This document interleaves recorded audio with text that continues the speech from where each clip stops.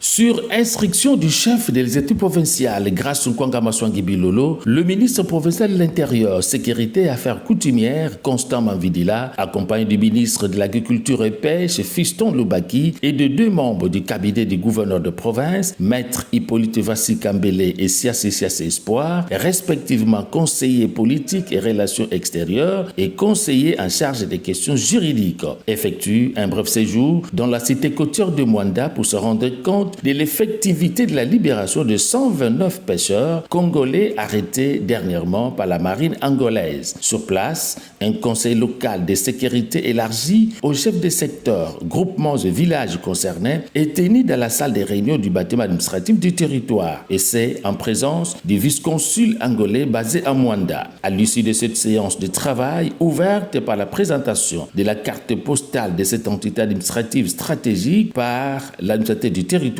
le vice-consul confirme la libération des pêcheurs congolais sans condition. Nous confirmons l'information. Nous avons confirmé l'information. Les frères congolais étaient libérés depuis hier. Seulement les outils qui étaient restés. Il y a toutes les garanties. Les chefs peuvent rentrer là où ils ont laissé leurs biens pour prendre. Une note de satisfaction pour l'envoyé de l'autorité de province. Par rapport à nos bonnes relations, nous, les autorités privilégions, n'est-ce pas, nous venons d'avoir confirmation et promesse de la libération du matériel de nos compatriotes qui ont été libérés. Dans les heures qui viennent ici, nos frères peuvent rentrer en Angola en homme libre pour aller récupérer leur matériel.